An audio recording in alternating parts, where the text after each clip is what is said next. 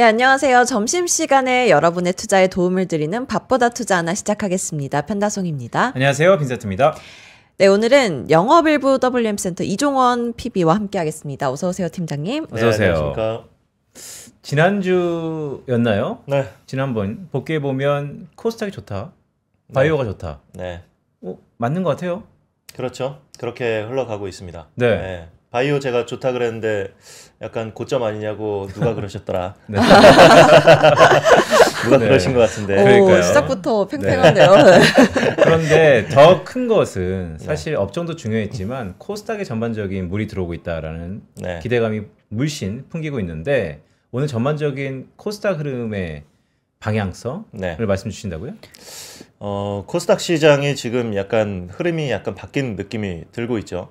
외국인들이 매도세가 이제 나오면서 그 중간을 이제 기관들이 좀 채워주고 있다. 그런데 그 기관들이 몇 달 전부터 관심이 있었던 데가 바이오였다라고 지난번에 나왔을 때 말씀을 좀 드렸던 거였고요. 근데 지금은 이제 정부 측에서 이 코스닥 활성화 대책을 내놓는다는 얘기가 나오면서 아주 강하게 매기가 또 들어왔습니다. 외국인들이 심지어 코스피를 팔고 코스닥으로 넘어오고 이런 현상이 지금 나타나고 있는 상황이고요.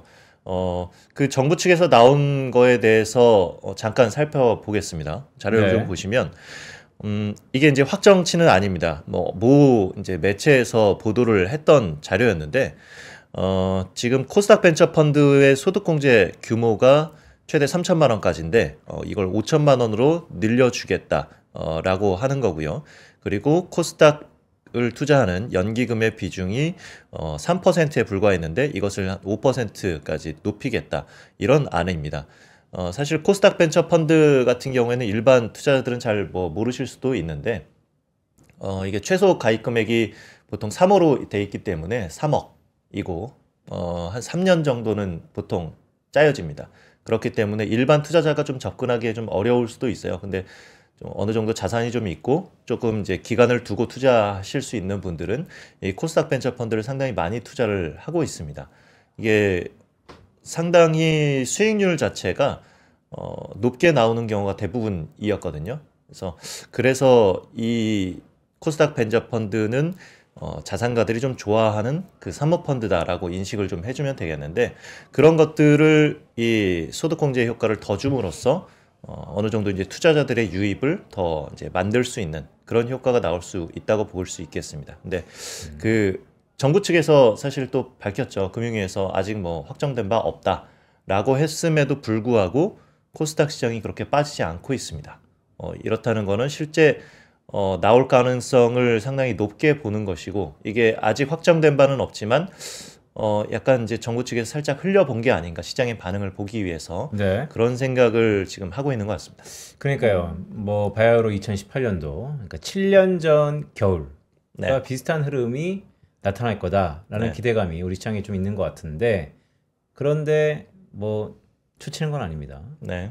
2018년도에 코스닥 활성화 대책은 글쎄 용두삼이 살짝 기대감을 가졌다가 해가 바뀌고 한 2, 3월 따뜻한 봄이 오니까 오히려 그 영향력과 효과는 사라졌는데 이번엔 네. 좀 다르다라고 할 수 있을까요?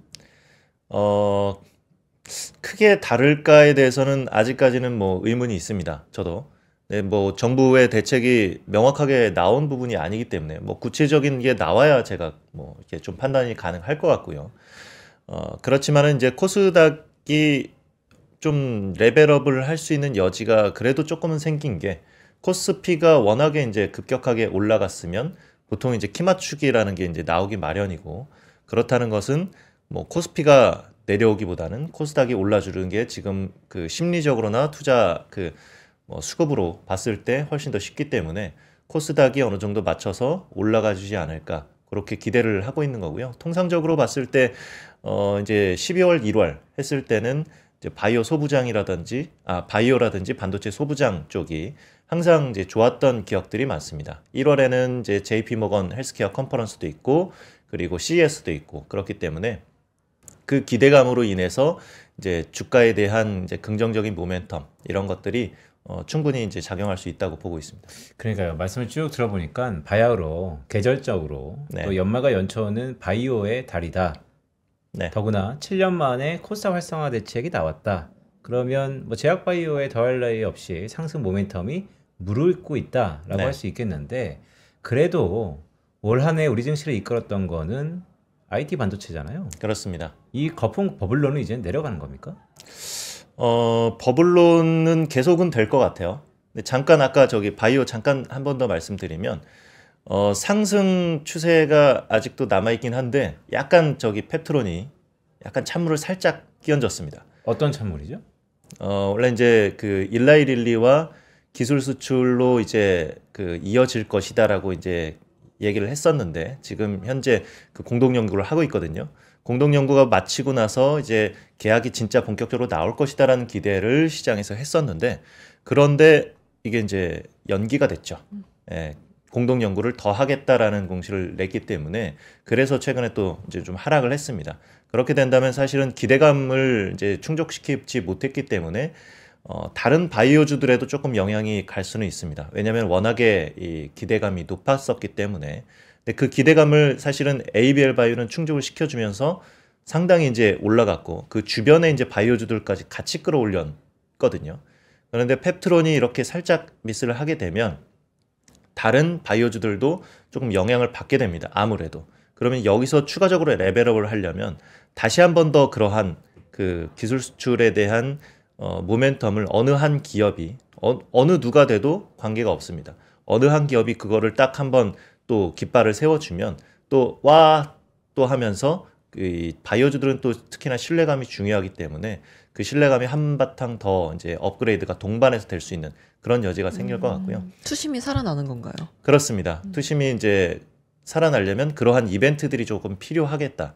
사실은 JP 모건 헬스케어 컨퍼런스 때문에 바이오주들이 오른 것도 뭐 과거에 대부분 이제 JP 모건 헬스케어 컨퍼런스에서 그런 기술 수출이라든지 공동 연구 계약이라든지 이러한 것들이 이제 따라줬기 때문에 그래서 이제 기대감이 붐업되면서 올랐던 경향이기 때문에 그러한 것들이 좀 이제 증명이 좀 되어줘야 된다라고 보고 있습니다. 그래요.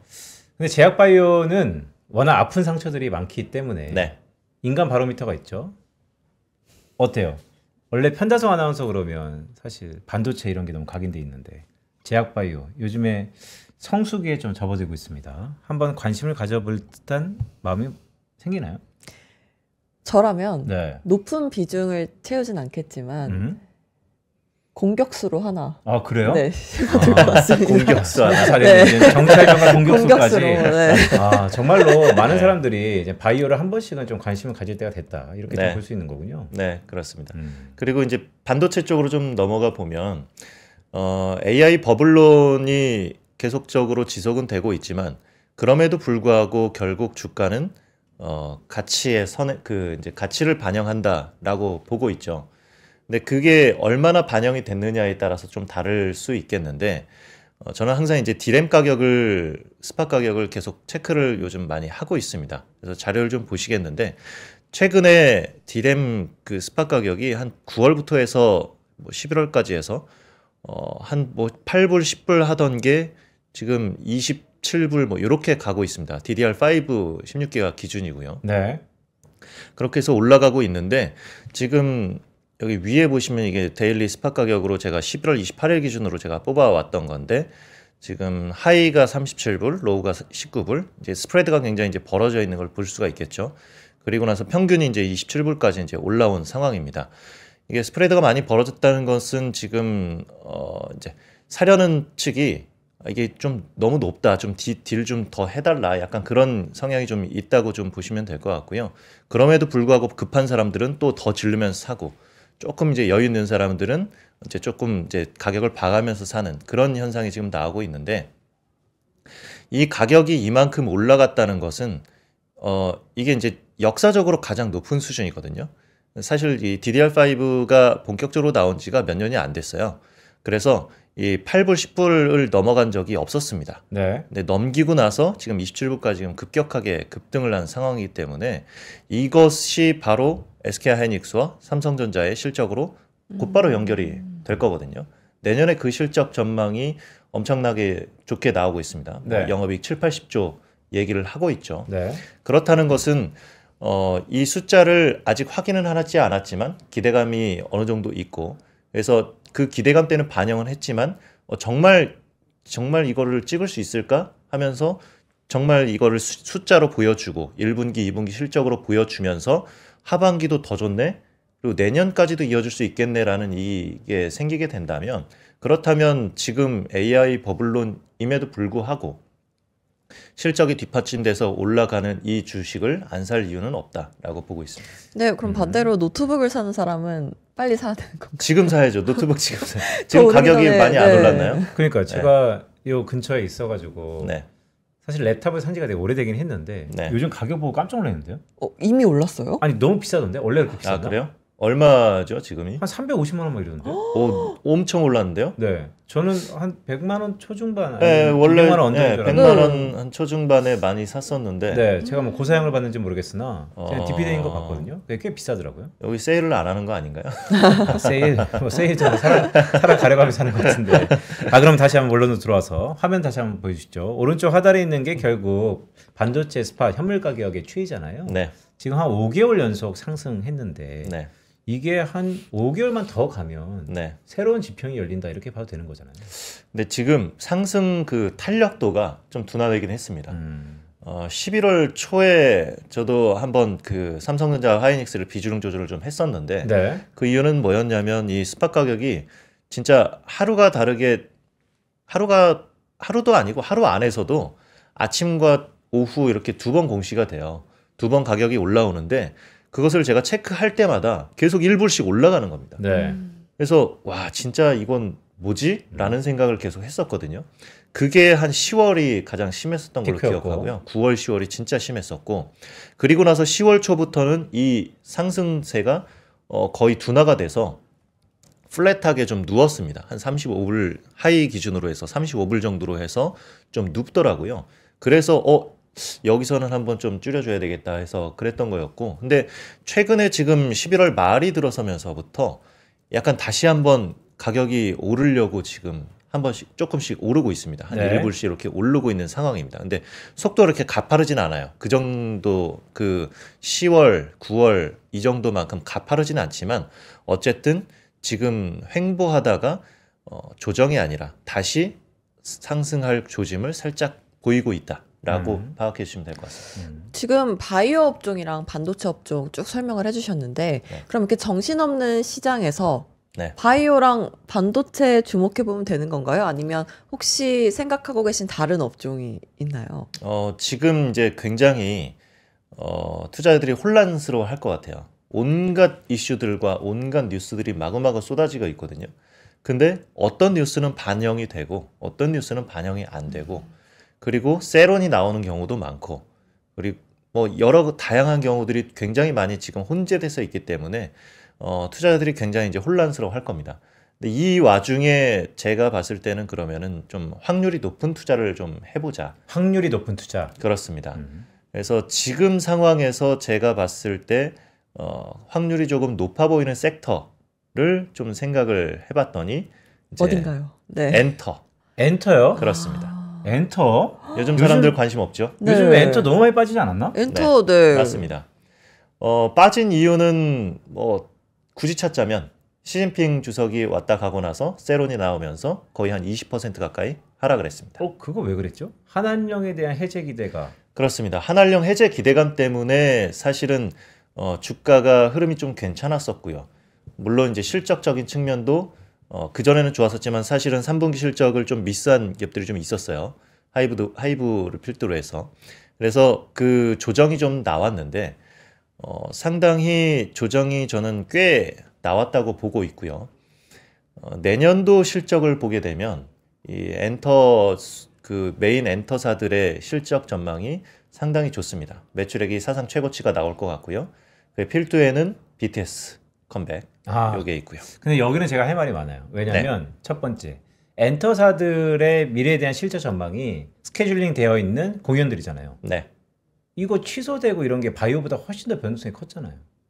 그전에는 그랬죠. 근데 지금 얘기하는 거는 중국에서 공연 얘기를 하는 게 아닙니다. 중국 공연은 당연히 사실 여기에 밸류에 넣지도 않았어요. 아, 거의 엔비디아네. 중국 시청은 없어요? 그렇습니다. 월드 투어 말씀하시는 물론 중국에서 아주 일부 올라가고 있습니다. 그것도 이제 말씀을 드릴 텐데 일단 자료를 뭐 준비해왔으니까 보시면서 이제 말씀을 좀 드릴게요. 일단 시진핑 주석하고 이제 왔을 때 이재명 대통령과 그리고 이제 이 JYP께서 같이 만났죠. 만나서 이제 한한령을 좀 해제를 해달라라고 얘기를 했었고 시진핑 주석은 굉장히 이제 긍정적인 신호를 보냈습니다. 그래서 와 하면서 첫날 그 다음날 아침에 JYP 주가가 엄청나게 떠서 시작했다가 그리고 나서 이제 장대 연봉으로 좀 많이 밀렸습니다. 그 이유는 이제 와서 그냥 말만 했지 실질적으로 진짜 되겠냐라는 의심이 이제 다시 생기면서 그렇게 세론이 나왔던 거였고요. 그래서 그 밑에 이제 그 시진핑 주석 아래에 있는 뭐 문화부장이라든지 이런 분들하고 이제 대화를 해보면 아직까지 이제 한한령에 대해서 뭐 적극적으로 이제 풀어준다 이런 멘트가 없었기 때문에 그래서 이제 세론이 나왔다고 보시면 되겠고요. 대신에 좀 뭐랄까 중국 측에서 얘기하는 건 우리는 한한령을 공식화해서 얘기한 적이 한 번도 없다라고 얘기를 하고 있어요. 그렇죠. 네. 근데 실질적으로 보게 되면 이렇게 뭐 당하는 입장에서는 굉장히 쓰리지만 때리는 입장에서는 별로 뭔데 이럴 수 있잖아요. 우리 당하는 입장에서는 굉장히 이제 쓰리게 당했었고. 근데 지금 약간 상황이 또 변하고 있는 게 한일령이 이제 되고 있습니다. 일본 가수가 노래하다가 끌려 내려왔어요. 지난 주말에 있었던 일이죠. 원피스 주제가를 불렀던 그 가수가 노래를 부르는 도중에 마이크 꺼지고 갑자기 이제 화면이 꺼지고 그러더니 이제 뭐 제작진이 막 올라오더라고요. 올라와서 얘기를 하니까 갑자기 헉 하는 그 표정을 짓고 그리고 이제 끌려 내려왔습니다. 그 연출이 아니고 그런 영상이 있군요. 그렇습니다. 뉴스 보시면 나옵니다. 그러니까 한한령을 해제해달라고 그랬더니 한일령을 해버렸네요. 뭐 일부러 그런 건 아니겠지만 물론 이제 일본의 사나이 총리가 뭐 대만 침공 시 우리가 대만 뭐 이렇게 도와주겠다 약간 그런 얘기를 하면서 안 그래도 둘 사이가 별로 좋지는 않잖아요. 근데 이제 거기에 이제 불을 엄청나게 부었죠. 기름을 확 부으면서 이제 지금 여행 취소가 엄청나게 일어나고 있고 그래서 그런지 최근에 호텔이나 국내에 있는 그 뭐 이렇게 유통 데이터들을 보면 조금씩 올라가고 있습니다. 일본 대신에 한국을 찾는 그 중국 관광객들이 더 늘고 있는 상황이고요. 그래서 엔터 쪽도 사실은 마찬가지라고 봅니다. 그 이제 일본 가수를 그래도 조금 부를 그 룸을 저희 한국 가수들로 이제 채울 수 있다고 보고 있고요. 그리고 지금 그 홍콩과 마카오에서 사실 공연들이 계속 이어져 왔는데 최근에 그러니까 작년에 그 전년 대비해서 거의 2배 가까이 좀 늘었습니다. 횟수도 그렇고 관객 수도 그렇고 그래서 지금 보면 홍콩, 마카오 K-팝 공연을 제가 보여드릴 텐데 지난 주말에 마마가 있었죠. 마마 뮤직 어워드 있었는데 홍콩 카이탁 스타디움에서 열렸고 굉장히 성대하게 열렸습니다. 그 GD가 나와서 했던 게 그게 주윤발 씨랑 이게 홍콩이었군요. 네, 그렇습니다. 그래서 홍콩에서 열렸고 그리고 트와이스 월드 투어도 홍콩에서 이제 다음 주에 열리고요.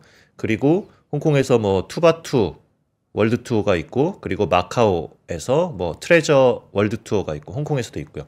이런 식으로 지금 홍콩과 마카오에서는 점차적으로 이 공연이 늘고 있습니다. 그리고 본토에서 이제 공연은 아니지만 이 팝업 스토어 그리고 팬미팅 이런 것들이 점차적으로 늘고 있기 때문에 이게 뭐 확 해제된다고 보이진 않지만 그래도 점차적으로 늘고 있다.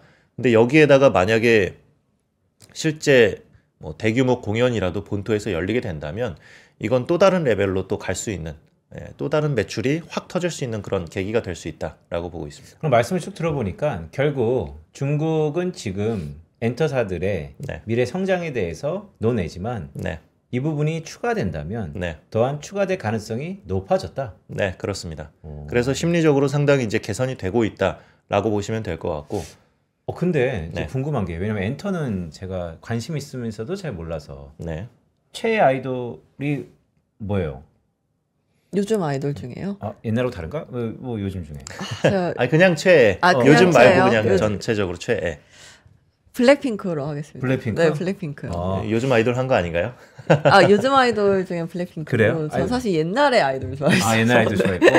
왜 어쩌냐면 이게 이제 엔터사도 많잖아요. 네. 엔터 4, 3, 4, 4, 4. 네. 그게 어느 한 아이돌에 요즘에는 집중됩니까? 아니면 네. 그냥 전반적으로 오르면 다 같이 오르는 겁니까? 전반적으로 올라서 다 같이 오르는 경향도 있지만 집중화 수익에 대해서는 집중화되는 경향이 충분히 있고요. 아, 그럼 블랙핑크가 요즘에 넘버원 뭐 이런 건가요? 블랙핑크가 넘버원일 수는 있겠지만 뭐 이제 BTS가 곧 나올 거기 때문에 네. 네. BTS가 압도적일 거라고 저는 보여지고 있고요. 내년에 많이 상승할 확률이 높다고 예상을 하신 게 컴백도 하고 월드 투어도 있고 그렇습니다. 하셨잖아요. 그럼 예상되는 컴백 시기가 언제쯤이에요? BTS나 블랙핑크가? 네, 지금 화면으로 보면서 말씀을 좀 드리겠습니다. 네. 네. BTS가 내년 3월에 컴백이 예정되어 있습니다. 3월에 예정이 되어 있기 때문에 1월부터 아마 이거에 대한 일정과 공연 일정이 나올 걸로 보여지고 있고요. 4월부터 해서 스타디움 공연이 있을 건데 과거의 스타디움 공연에서는 이 티켓 가격이 평균적으로 한 20만 원 가량 했습니다. 네. 근데 지금 최근에 블랙핑크라든지 이런 그 캐치아이라든지 이런 가수들을 보면 가격이 거의 한 30만 원대까지 올라가는 평균? 상황이에요. 네. 네. 그렇기 때문에 추정으로 봤을 때는 BTS 공연 가격도 평균적으로 30만 원은 갈 것이다라고 추정을 하고 있고요. 그리고 월드 그 스타디움 공연을 65회 정도 예상을 하고 있습니다. 뭐 이제 예측하는 그 증권사마다 조금씩 다르긴 하는데 60곳 그러니까 60회 이상 뭐 70회까지 예상한 데도 있고요. 그 사이가 될 것으로 보여지고 있습니다. 그렇게 이게 되면 제가 하나 여쭤보고 싶은 네. 게요. 보통 콘서트 하면 보통 한 4시간 하나요? 5시간 하나? 아니요, 2-3시간 정도. 하죠. 그밖에 안 해요? 네. 왜냐면 야구 경기가 보통 네. 한 4시간 반 하는데 한 10만 원 언더잖아요. 8, 9만 원 네. 하는 것 같은데. 네. 이거 3, 40만 원 이게 비싼 겁니까? 아니면 어떤 건 물론 대체제는 아니겠지만. 뭐 팬들이 원하니까 가격이 올라가는 거겠죠. 최근에 그 캐치아이라고 사실 잘 국내 가수들 국내 분들은 잘 모르실 수가 있겠는데 이 캐치아이가 하이브에서 만든 미국의 그 K-팝 아이돌 시스템으로 만들어서 미국에 데뷔시킨 가수거든요. 그 가수가 데뷔하고 나서 초반에 그 빌보드 탑백에 잠깐 올랐다가 이제 사라지는 줄 알았는데 제가 최근에 들어가서 보니까 잘 살아 있습니다. 아직까지도. 그래서 그 자료를 여기 있죠. 그래서 지금 그 캐치아이가 가브리엘라라는 노래가 있는데 이 노래가 31위에 계속 있습니다. 최고 18위까지 찍었었고 그리고 31위에 계속 지금 머물러 있는 상황이고요.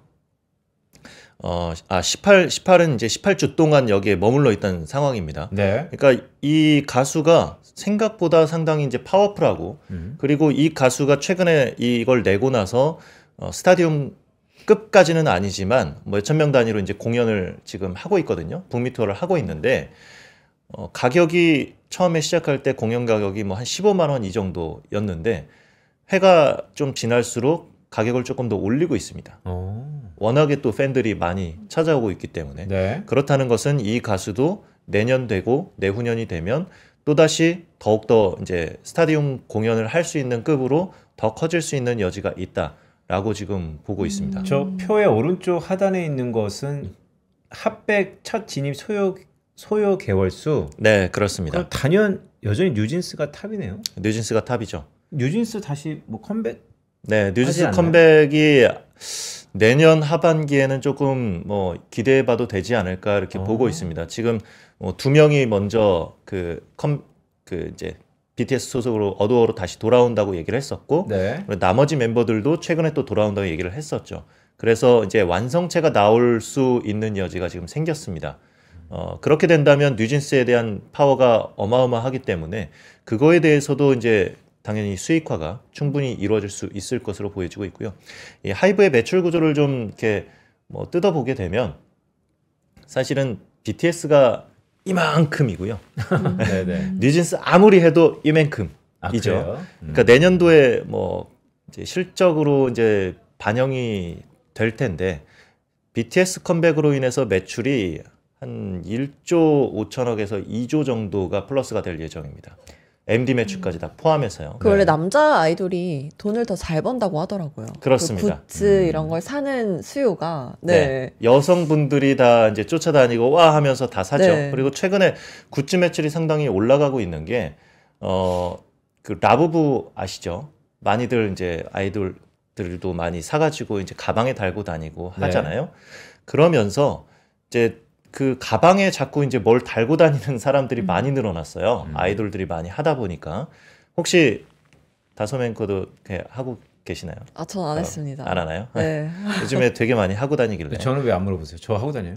당연히 안할 안 것 할 같은데? 줄. 그런 게 없어요. 저도 하고 다닙니다. 하고 다녀요? 네. 뭐 하고 라부분 다니세요? 아니지만 우리 다른 열쇠고리도 엄청 하고 다녀요. 네, 뭐 하고 다니세요? 아니 뭐 저는 뭐 NBA 좋아하니까 뭐 아, 그렇죠. 저 하고 다니세요. 그러니까 이런 굿즈들을 사람들이 지금 굉장히 많이 소비를 하고 있습니다. 그러면서 지금 전년 대비해서 엔터 3사들의 그 굿즈 매출액이 최소 20%에서 한 50%까지 늘었어요. 그게 지금 극대화가 내년에 될 수가 있는 게 BTS가 컴백을 하면서 굿즈들을 새로 지금 내려고 지금 하고 있습니다. 응원봉부터 시작해서 여러 가지 굿즈들을 새로 낼 건데, 그리고 응원봉도 이제 나라별로 또 커스터마이즈해서 그 나라에 맞는 응원봉 낼 거고요. 그러면 응원봉이 있어야, 요즘은 없으면은 뭐 거기 아예 못 들어갈 정도로 네. 그렇다면서요. 그렇기 때문에 응원봉 매출 당연히 높아질 것으로 좀 보여지고 있고요. 그래서 네. 매출 기여도가 상당히 이제 증가하고 있는데, 작년에 하이브의 그러니까 작년이 아니죠. 올해 매출이 한 2조 5천억 가량 됩니다. 네. 근데 내년에 그러니까 BTS가 한 1조 5천억 정도 할 것 같아요. 4조 한다. 많이 예상한 데는 거의 한 2조 예상도 하더라고요. 근데 아까 저기 뉴진스 말씀을 드렸지만, 뉴진스로 해서 얻는 매출액은 한 1,000억, 뭐 2천억 요 정도밖에 안 돼요. 차이가 엄청나네요. 엄청납니다. 예, 그만큼 차이가 엄청나고, 근데 BTS가 특히나 더욱더 소비력이 더 높아질 수 있을 것 같은 게, BTS 팬들의 소비력이 이 BTS를 가장 중점적으로 좋아했었던 세대가 몇 살이었을까요? 아, 초기 아미. 그렇죠. 초기 아미 지금 한 36. 경제력이 좋아진 건가요? 뭐 36 그 정도까지 올라가진 않았고요. 31살 정도. 그렇죠. 이제 20대 중후반까지 이제 올라온 상황이죠. 네. 왜냐면 빌보드 1위를 했던 게 지금으로부터 한 5년, 6년 전이거든요. 네. 그 친구들이 만약에 학창 시절이다. 보통은 이제 학창 시절에 좋아했던 멤버들을 끝까지 좋아하게 돼 있습니다. 보통 노래방 가시면 누구 노래 부르세요? 저는 노래방 안 간 지가 지금 한 10년 된 것 같은데.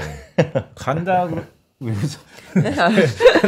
간다 그러면 약간 보는 게 네. 지난달에 갔다 왔다고 들었던 거 아니야? 그런 표정인데. 저는 뭐 간다 그러면 H.O.T. 캔디 부를 것 같습니다. 그렇죠. 네. 저도 뭐 그렇습니다. 제키, H.O.T, 뭐 G.O.D 뭐 이런 그 노래를 부르거든요. 저희 학창 시절의 노래를 부르게 돼 있습니다. 그러니까 그만큼 그거에 대한 향수와 가장 기억이 많이 남고, 뭐 가사도 다 외우고 있고, 맞아요. 그랬던 노래들을 계속 소비하게 돼 있거든요. 근데 지금 BTS를 그렇게 소비했던 그런 층들이 15세에서 20세 사이에 그분들이 이제 20대 중반, 후반 되면서 이제 직장인을 되고 소비력이 엄청나게 이제 커지고 있는 상황이기 때문에 그렇기 때문에 소비를 훨씬 더 많이 할 수 있다. 아, 근데요. 그 공식이 네. 너무 좋은데 주가 측면에서 이제 오셨으니까 헌터 측면에서 보시면 네. 이게 타이밍의 예술인 것 같아요. 진입 시점에 따라서 얼마나 기다릴 수 있느냐의 차이인데 그런 거를 다 감안하더라도 지금이 적기다 이렇게 보시는 거예요? 그렇습니다. 지금 그 자료를 보시겠는데 제가 뭐 하나를 빼먹고 요걸로 말씀을 드릴게요. 요거는 이제 K-팝 관련된 ETF 차트입니다.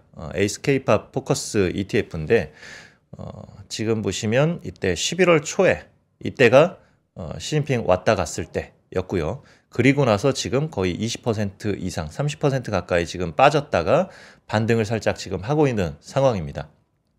과매도 국면이라고 저는 판단을 하고 있고요. 네. 왜냐하면 이 시기보다 지금 2025년 이 시기보다 2026년도의 실적이 이 정도 올라갈 것으로 예상이 다들 되고 있기 때문에 그렇기 때문에 실적을 당연히 반영해서 가야 된다고 보고 있고요.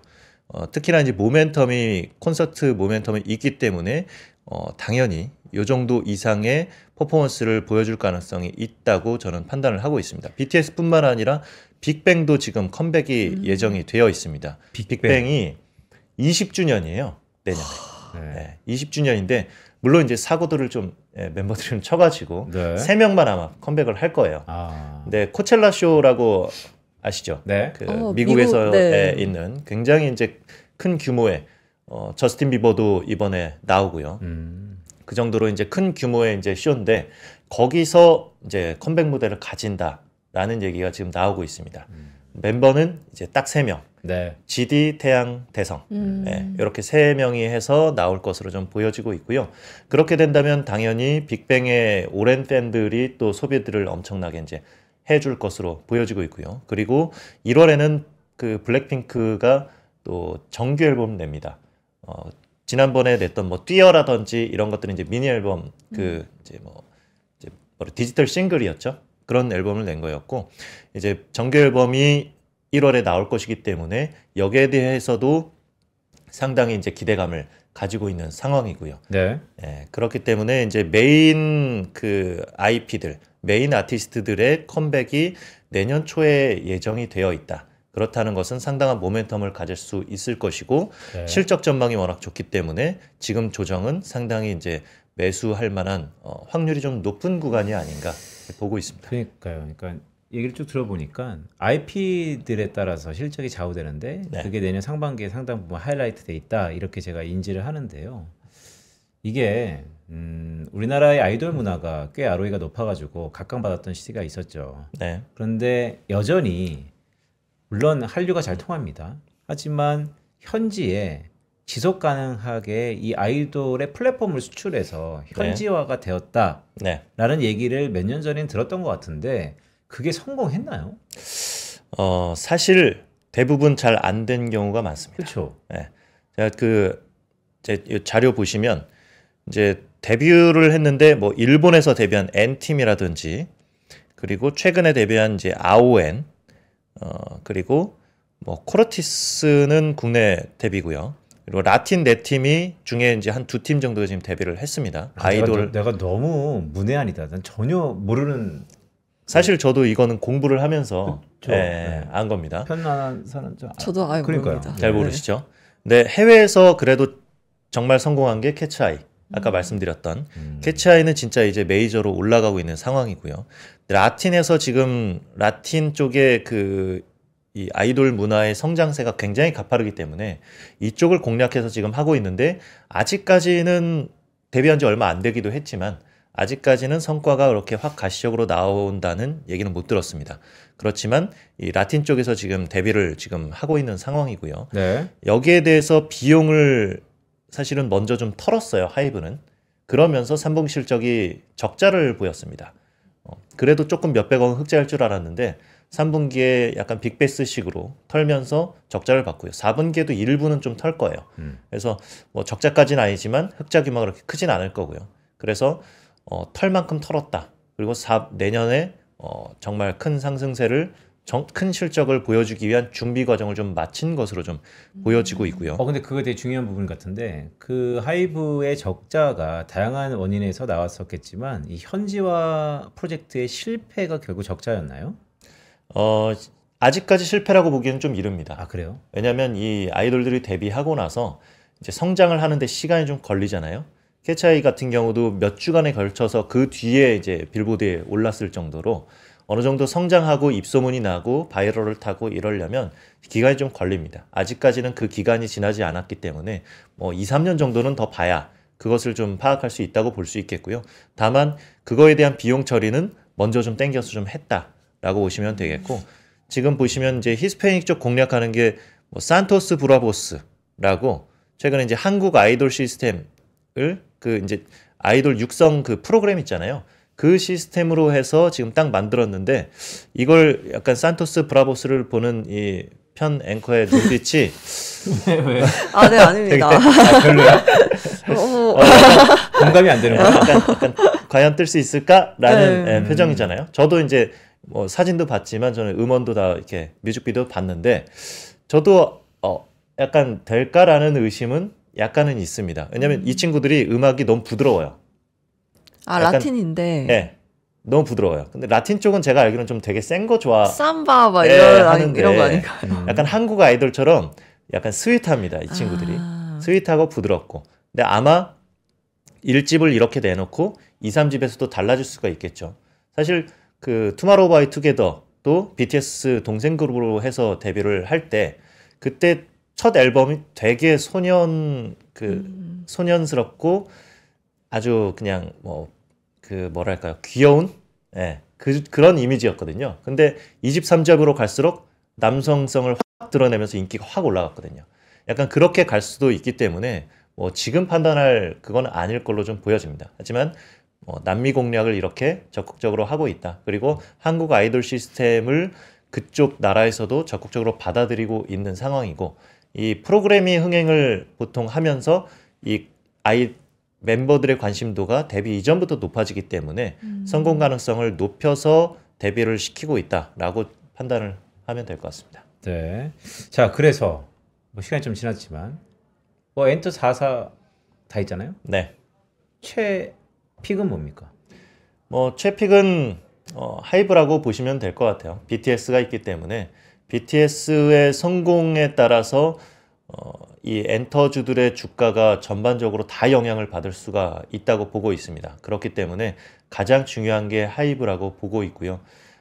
이 하이브가 지금 많이 조정을 받았고 그리고 뭐 민희진 그 전 이사였던가요? 예, 그분과의 이제 소송 관계도 좀 있고 그리고 그 대표 방시혁 의장의 네. 그 또 이제 소송권도 좀 있죠.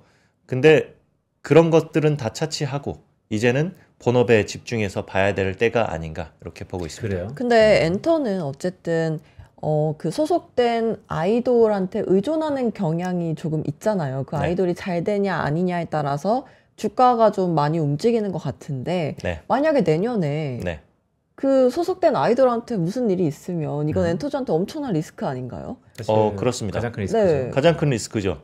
근데 BTS가 그럴 거라고 생각을 하시는 건가요, 혹시? 아, 그럴 확률이 낮으니까요. 그렇습니다. 음. BTS는 굉장히 이제 잘 성장해온 사고 안 치고 굉장히 이제 인성 좋고 그러기로 되게 유명하기 때문에 업계에서도 사실 좀 격이 없이 그 멤버들이 활동하려고 많이 하고 있고요. 최근에 보면은 뭐 진 씨도 저 기안장에도 나오고 해서 허심탄회한 모습도 네네. 보여줬고 그리고 이제 곧 개봉 오픈을 할 텐데 그 디즈니 플러스 채널에서 오픈을 하는데 이게 뭐야였던가요? 그게 이제 정국하고 지민 이 두 분이서 또 콘텐츠를 만드는 게 있어요. 스위스 여행 가고 베트남 여행 가고 이런 콘텐츠가 곧 나옵니다. 그러니까 그러니까 컴백하기 전에 미리 그런 것들을 이제 오픈해서 좀 이렇게 좀 그 팬들과의 소통을 좀 늘린 다음에 그리고 나서 컴백을 하려고 지금 준비를 하고 있는 상황입니다. 그러니까 말씀을 쭉 들어보니까 과거의 아이돌은 신비주의였다면 네, 최근에는 친근감으로 그 트렌드가 바뀐 건가요? 그렇습니다. 굉장히 이제 친근해졌죠. 이제 소통을 많이 하면서 성장을 많이 해왔잖아요. 특히나 BTS 같은 경우는 초반에 잘 많이 못 떴었다가 아주 이제 예전에 1집, 2집 뭐 이때 냈을 때 그때는 이제 국내에 머무를 때 거의 많이 못 떴었다가 이제 그 RM이 그 팬들과의 소통을 인터넷으로 적극적으로 하면서 그러면서 글로벌 팬덤이 확 늘어났기 때문에 그리고 위버스를 활용해서 지금도 소통을 많이 하고 있죠. 그러니까요. 최근에도 기대감이 좀 올라갔던 게 이 멤버들이 전역한 이후에 다 같이 모여서 안무실에서 연습하다가 쉬는 모습을 찍어서 올렸어요. 그거에 또 아미들이 또 열광을 하는 모습을 보였기 때문에 암이세요? 저는 암입니다. 어. 네, 대한민국을 지키는 암이죠. 아, 그렇구나. 그러니까 최근에 어쨌든 이게 소통이 중요하다는 게 팬 문화로 바뀌었고 팬심이 네. 그걸 비즈니스 마켓이고 그것이 수익으로 연결되고 이럴 때는 BTS가 가장 크다. 네, 그렇습니다. 그러면 12월에는 바이오일까요? 엔터일까요? 그건 굉장히 어려운 문제입니다. 네. 네, 굉장히 어려운 문제. 네. 약간 성격이 완전히 다르기 때문에. 그래서요. 어떤 걸까요? 되게 짓궂으시네요. 왜냐하면 코스닥이 12월에 말씀 네. 주셨던 것처럼 제가 이 바쁘다 수산에서 많은 분들이 오는데 이종원 팀장이 적세적소에 코스닥에 대해서 바이콜을 외치셨고 또한 그렇게 움직이고 있잖아요. 그러니까 근데 또 바이오를 안 들고 오고 이제 엔터를 들고 와서 저희가 준비하면서 좀 의아해한다라는 생각이 들었는데 얼마큼 컨빅션이 있나라고 여쭤보는 겁니다. 12월은 엔터로 가겠습니다. 오. 알겠습니다. 좀 잘못 얘기했나? 아니. 자, 12월에는 코스닥에 새바람이 불 것이다 라고 하면서 코스닥 그러면 바이오라는 선입견은 버리자. 엔터도 있다 라는 말씀을 주셨습니다. 이종원 팀장과 함께 했습니다. 고맙습니다. 감사합니다. 네, 저희는 잠시 광고 듣고 다시 돌아오겠습니다. 부장님, 요즘 입맛이 통 없어요. 왜? 요즘 투자가 잘 안 되나 봐? 제가 산 것만 떨어져요. 어떻게 하죠? 그렇다면 밥보다 투자 공부해보는 건 어때? 매일 오전 11시 남들보다 한 발 앞서가는 당신을 위한 든든한 투자 정보가 찾아옵니다. 지금 꼭 사야 할 핵심 종목과 시장의 향방에 대한 명쾌한 예측, 미리 준비해야 할 투자 트렌드까지 꾹꾹 눌러 담아드립니다. 밥보다 더 든든한 계좌를 원하세요? 밥보다 투자 하나 많은 시청 부탁드립니다. 네, 마켓 이슈 하나하나 시간입니다. 오늘은 이종석 PB와 함께 하겠습니다. 어서 오세요. 어서 오세요. 네, 안녕하십니까. 이종석 PB랍니다. 오늘은 시청자분들이 헛갈릴 수도 있겠어요. 이종원, 이종석. 공교롭게도 또 네. 이름이 두 글자가 같은. 근데 지난주에도 그러지 않았나요? 지난번에도? 거의 이종원 팀장님과 아마 거의 비슷하게 출연한 것 같습니다. 그러니까요. 날짜가 좀 겹치는 경우가 그래서 많아서. 한번 살짝 여쭙니다. 네네. 이종원 팀장이 이종석 PB가 좋아하는 카리나도 얘기하면서 엔터의 시대가 왔다. 시기가 왔다는 얘기를 했어요. 어떻게 보십니까? 사실 엔터주 같은 경우에는 이제 아무래도 이제 국제 정세의 영향을 워낙 많이 받기 때문에 이게 상대적으로 이제 선택할 수 있는 이제 폭이 다른 섹터도 많은데 원픽으로 제가 꼽기에는 좀 그래요? 애매하다. 네. 그래요? 반도체나 바이오가 네. 워낙 괜찮기도 하고 네. 여러 가지 이제 그 미국 쪽으로 수출해서 직접적으로 달러를 많이 벌어오는 종목이다 보니까 그쪽 섹터를 좀 보시는 게 낫지 않을까 그렇게 생각됩니다. 저희 이종석 PB가 냉철하게 딱 중심을 잡고 암만 엔터 얘기해봤자 나는 여전히 그렇습니다. 네. 반도체 바이오. 반도체 네. 바이오다. 카리나는 좋아하지만 반도체 바이오를. 그래요. 네. 알겠습니다. 자, 오늘 전반적인 시장 흐름 한번 보시죠. 네, 우선 이제 먼저 한번 차트 쭉 보시면서 이제 들어가겠습니다.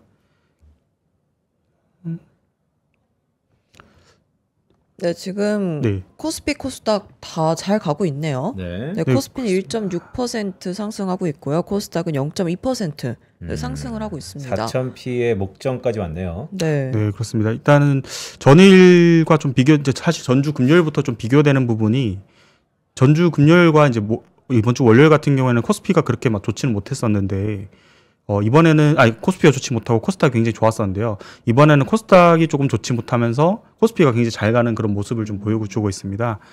그러니까 아무래도 이제 반도체 관련돼서 반도체 대표적인 이제 종목들인 삼전 하이닉스가 이제 계속해서 가고 있으면서 그런 모습 보여주는 거 아닌가 싶은데요. 지금 종목 시가총액 상위 순으로 좀 보시면은 삼성전자 2%, 하이닉스 약 3.7%, 그다음에 LG 에너솔루션 마이너스 0.1%, 삼성바이오로직스 0.36% 이런 식으로 이제 시가총액 상위에 있는 종목들이 조금 좋은 모습을 보여주고 있어서 아무래도 그런 그 지수의 움직임이 그렇게 되는 거 아닌가 싶습니다. 네, 그럼 오늘 오전 주목해볼 만한 이슈들 어떤 게 있었나요? 네, 일단 먼저 제가 좀 관심 있게 봤던 기사가 삼성 반도체에서 이제 갤럭시 D램조차도 분기별 계약한다는 그런 소식이었습니다. 아무래도 이제 HBM과 모바일 D램 등 고수익 제품 위주로 생산 라인이 재편하게 되면서 공급할 수 있는 물량이 좀 제한적이고 가격 부분에서도 제한적이기 때문에 그랬는데요. 이에 이제 이로 인해서 이제 모바일 경험 사업부 같은 경우에 원가 부담 증가할 것이라 예상하는 그런 기사였습니다. 특히 이제 LPDDR5 이제 12기가 가격이 올해 초에 33불에서 70불로 거의 2배 넘게 상승한 부분이 좀 인상적이었습니다. 요것과 관련돼서 뒷장에 보시면은 이제 저희가 수출 동향 좀 가져왔었는데요. 네. 11월 같은 경우에는 수출 동향이 전월 대비해서 38% 정도 상승한 그런 모습 좀 보여줬습니다. 아무래도 반도체 수출이 월 단위로 지금 계속해서 갱신해 나가고 있는데요. 지금 어제 제가 지난주에 금요일 날 나왔을 때는 이제 10월 달 수출 동향 지표가 별로 좋지 않게 나오면서 주가가 하락했다가 그 다음에 이제 어제 수출 동향이 좀 좋게 나오면서 반등하는 그런 모습 보여줬습니다. 그와 별개로 이제 다른 종목들 한번 쭉 살펴보시면요. 그 미국 사무장관이 한국 자동차 관세에 대해서 11월 1일자로 15% 소급하여 적용한다는 것을 공식적으로 확인해 주었습니다. 또한 보스턴 다이내믹스가 로보티즈 액추에이터를 700여 개를 구매하면서 현대차 관계자가 최근 세미나에서 보스턴 다이내믹스와 피지컬 AI 관련 협업 진행 중이라는 그런 문구와 함께 전반적으로 로봇하고 자동차 부품주가 좀 상승하는 그런 모습을 보여주고 있습니다. 그다음에 애플 같은 경우에는 AI 책임자가 사임하는 그런 뉴스도 있었습니다. 시리 혁신 모델 연기로 인해서 AI 책임자가 사임하게 되었는데요. 아무래도 애플 같은 경우에는 지금 현재 AI 트렌드에서 좀 벗어나 있는 종목으로 계속해서 평가받고 있는데 그와 관련된 악재가 새로운 책임자가 선임됨에 따라서 해결될 수 있을지도 좀 한번 지켜보시면 좋을 것 같습니다. 그리고 엔비디아 같은 경우에는 엔비디아 이제 손정희 소프트뱅크 회장이 최근에 엔비디아 굉장히 많은 지분을 매도했었는데 한 주도 팔고 싶지 않았다라는 말씀을 좀 하셨습니다. 요 부분 조금 좀 약간 재밌기도 했는데요. 근데 왜 판 거예요? 사실은 이제 아무래도 다른 AI 섹터에 투자를 계속해서 하려면은 본인의 현금이 좀 필요하지 않았을까라는 그런 생각도 좀 듭니다. 세상에서 가장 현금 많은 부자 손정희 회장이 현금이 없어서 과연 그랬을까요? 저는 생각이 이제 투자 비중을 아무래도 포트폴리오적인 측면에서 봤을 때 엔비디아가 사실 그간에 많이 오른 것도 사실이기도 하고 다른 AI 부분에 있어서 투자를 한다고 하면은 손익비가 훨씬 좋기 때문에 아마 좀 그 엔비디아라는 회사에 대해서 차익 실현을 한 다음에 다른 회사를 좀 투자한 게 아닐까 그렇게 생각합니다. 기회비용 측면에서. 네, 맞습니다. 자, 쿠팡은 어떻습니까? 연일 사회적인 문제긴 한데 주식시장에서의 전이 효과는 어떤지. 전일 같은 경우에는 이제 전일 오전 시간에서는 거의 한 8% 가까이 하락을 했었고요. 장 종료하고 난 뒤에 이제 오늘 아침에 제가 확인해 본 결과는 마이너스 5.4%였습니다. 대규모 개인정보 유출 여파에 이제 급락을 하게 되었는데요. 이와 관련돼서는 이제 공시의무 위반도 좀 제기되고 있습니다. 일각에서는 원래는 이제 이렇게 큰 이슈가 있을 경우에는 4일 이내로 공시를 해야 되는데 공시하지 않았다라는 그런 지적들이 있는데요. 이와 관련돼서 계속해서 좀 트래킹 하시면 좋을 것 같고 오늘에도 이제 이재명 대통령이 요거 관련돼서 쿠팡 관련돼서 발언을 좀 했었습니다. 정보 유출 굉장히 주의해야 한다는 식의 발언이었는데요. 오후에 계속해서 이어질 여야 합의 관련돼서도 합의 시점에 쿠팡 관련된 언급이 나올 수도 있으니 좀 주목해서 보시면 좋을 것 같습니다. 아니 뭐 다 그럴 수 있다 하더라도 정보 유출을 하면 된다라고 발표할 정부 관계 부처들이 어디 있겠어요. 그러니까 안 되는데 네, 그래서 그 대안이 뭡니까? 결국은 관련되어서 인프라 투자를 좀 더 하거나 인력 채용을 좀 더 신중히 하거나 하는 문제를 아마 제기할 것으로 보이는데요. 관련돼서 사실은 정보 보안 관련돼서 이제 굉장히 많은 법률도 있고 제한도 있지만은 쿠팡이라는 회사가 어떻게 보면 미국에 상장되어 있지 않습니까? 그러니까 약간 벗어나는 부분도 있지 않나라는 그런 생각도 좀 들기 때문에 이제 어떻게 보면 한국적인 좀 그 보안 정책을 좀 도입할 가능성이 있지 않을까. 소버린 보안? 한국적인 보안 정책이 뭡니까? 어떻게 보면은 보안에 대해서 이제 정보 보안에 대해서 각국의 제도도 좀 규제도 좀 다르고 그다음에 이제 최고 책임자가 판단하는 이제 준거 기준이 좀 다를 텐데요. 그런 부분에서 미국의 기준을 따르기보다는 한국 기준을 좀 따라서 들어올 것이 아닌가라는 그런 생각이 듭니다. 왜 이렇게 좀 여쭙냐면 쿠팡의 이번 사태로 또 연말 되니까 다양한 주식의 트렌드들이 있잖아요. 네, 그렇습니다. 그래서 보안을 강화한다. 그러면 그걸로 움직이는 종목들이 있습니까? 그렇죠. 아무래도 보안 관련주들이 좀 많겠죠. 이제 특히 소프트웨어 관련된 보안주들 그런 주식들이 뭐 다양하게 있겠지만 뭐 센즈랩이나 이런 회사들 다양하게 있겠지만 당장에 투자를 한다고 한다면은 제 생각에는 이제 쿠팡 같이 이제 거대한 기업들은 외부의 어떠한 그 외부 회사의 힘을 빌리기보다는 자체적인 개발을 하지 않을까라는 생각을 합니다. 네, 오늘 주목할 만한 이슈들 쭉 살펴봤는데요. 이제 종목별로 지금 등락 흐름 어떤지 한번 볼까요? 상승하고 있는 종목 어떤 게 있나요? 네, 우선적으로 시가총액 상위에 있는 종목들이 좀 많이 상승하고 특히 이제 현대차 계열사들이 조금 눈에 띕니다. 현대자동차나 현대모비스 아니면 이제 다른 그 자동차 부품주들이 좀 눈에 띄는데요. 기본적으로 이제 피지컬 AI와 관련된 기대감하고 그다음에 이제 관세 여부가 좀 큰 영향으로 작용하지 않았나 그렇게 생각하고 있습니다. 또 다른 종목들을 보시면은 이제 하나오션이나 한국조선해양 같은 이제 조선주들 조금 좋은 반등 흐름 보이고 있고요. 현대일렉트릭도 조금 좋은 모습을 보여주고 있습니다. 그럼 반대로 하락하는 업종은 어떤 업종들이에요? 지금 참 하락하는 업종도 잠깐 보여드리겠습니다. 네. 네.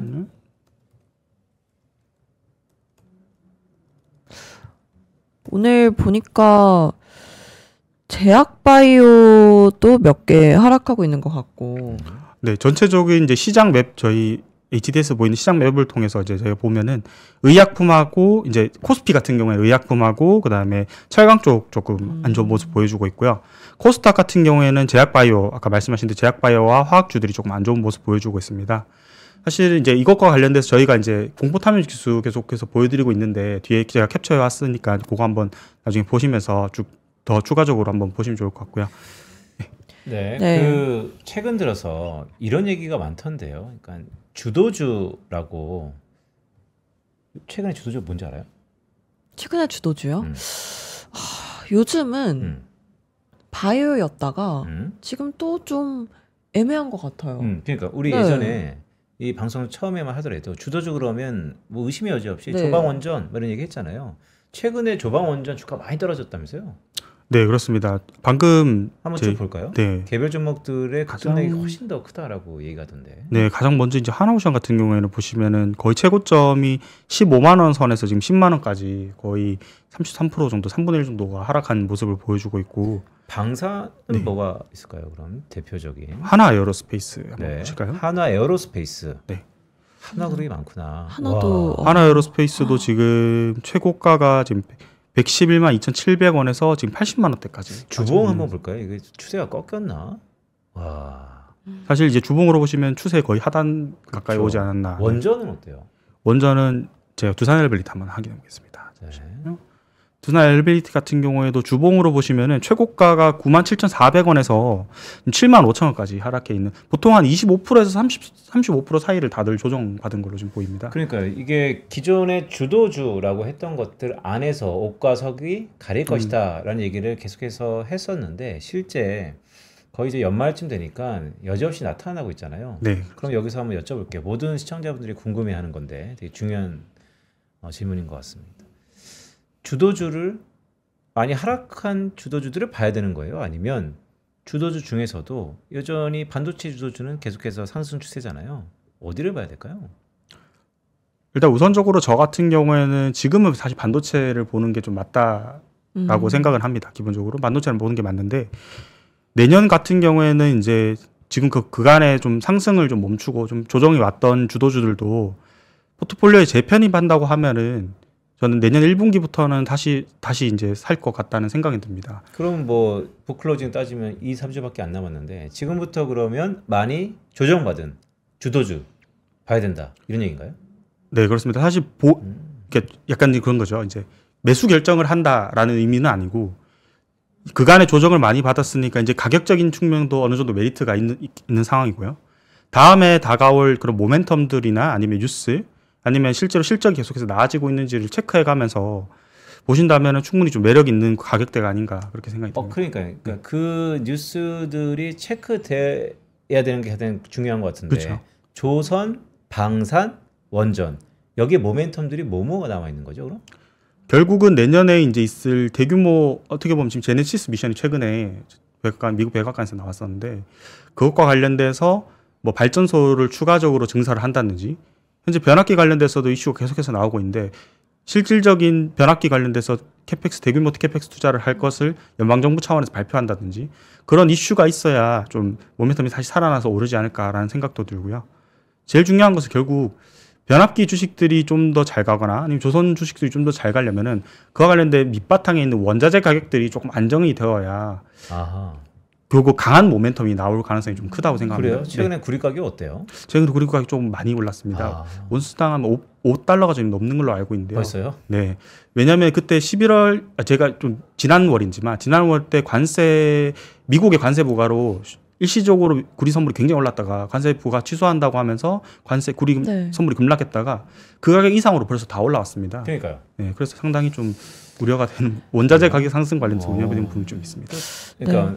워낙 또 오랜만에 집까지 또 답을 주셔가지고 제가 궁금한 것들이 많습니다. DOJ 있잖아요. 네. 이번 달에 최고의 핵 돌풍을 일으킬 가능성이 높다라고 보는데 왜냐면 지금 일본의 이념물 금리인가요? 네, 맞습니다. 2008년 이후에 처음으로 1%를 뚫었죠? 네, 맞습니다. 예사롭지 않은데 17년 만에 사실 1% 뚫기도 했고 미국, 일본 정부 국채 같은 경우에 지금 3.3% 제가 알기로 가까이 되는 걸로 알고 있는데요. 네. 지금 제가 이제 오늘 사실 자료에 주요 뉴스로 해서 주요 국가들 국채 금리 10년물 국채 금리를 한 5개년 시계열로 해서 쭉 가져왔습니다. 전반적으로 보시면 일본 같은 경우에는 거의 장기 우상향하고 있는 그런 상태고요. 독일 정부나 미국 정부, 중국 정부, 그다음에 홍콩, 그다음에 영국 같은 경우에는 조금 고점에서 좀 멈춰 있는 그런 상황입니다. 그래서 금리 같은 경우는 일본 정부 오늘 이제 12시 35분에 10년물 국채 입찰이 있습니다. 네. 그거 한번 좀 주목해 보시면 좋을 것 같습니다. 네. 그러니까요. 계속 일본 때문에 걱정거리가 해바뀌고 괜히 또 작년도 그랬던 것 같은데 엔캐리 청산이다 모달해서 상당히 1분기가 소용돌이 쳤는데 이번에도 그러지 않을까. 왜냐하면 주도주들 많이 조정받았는데 들어가야 될 타이밍이 지금이 맞나 아니면 1분기 좀 뒤에 해야 되나 이런 고민이거든요. 아무래도 유동성이 좀 풀린다는 부분에서는 이제 미국이 오늘 이제 파월 의장이 직접적으로 발언을 하지 않았지만 미셸 보우만 이제 부의장의 서면 답변을 통해서 이제 은행 레버리지 SLR 비율 관련돼서 좀 완화한다는 그런 말도 직접적으로 했고요. 은행 자본 규제 바젤 3 관련돼서도 상향식으로 좀 검토하겠다라는 좀 약간 다소 좀 완화적인 발언을 많이 보였습니다. 그래서 유동성이 조금 풀릴 것이라는 기대감도 있기 때문에 지난 8월과 같이 엔캐리 청산과 맞물려서 돌아간다고 하면은 하락 가능성보다는 약간 보합의 가능성이 좀 높지 않을까 그렇게 생각합니다. 알겠습니다. 그럼 이제 오후장 투자 전략 세워보겠습니다. 오후에 어떤 점 주목해서 보면 좋을까요? 오후에는 이제 계속해서 나올 우리나라 예산안 관련돼서 한번 주목해 보시면 좋을 것 같습니다. 국회 본회의가 마지막에 좀 진행되게 되는데요. 예산안 오후 본회의가 진행되면서 재정 건전성과 그다음에 국내 인프라 투자 관련돼서 어떤 언급이 나올지 한번 주목해 보시면 좋을 것 같습니다.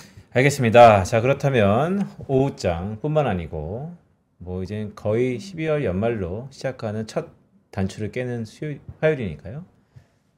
오늘의 전략을 한마디로 추려본다면 어떻게 볼 수 있을까요? 간단하게 말씀드리자면은 새 판을 짜는 시기인데 기존에 있던 흐름이 크게 변하지 않을 것 같다 말씀드리고 싶습니다. 네, 새술은 새부대 하지만 기존의 큰 트렌드의 원동력은 구간이 명간 이렇게 보면 될까요? 네, 아주 좋은 편이신 것 같습니다. 아까 정재인 줄 알았어요. 네. 그러니까 알겠습니다. 네, 우리 이종석 PB와 함께했습니다. 고맙습니다. 고맙습니다. 네, 감사합니다.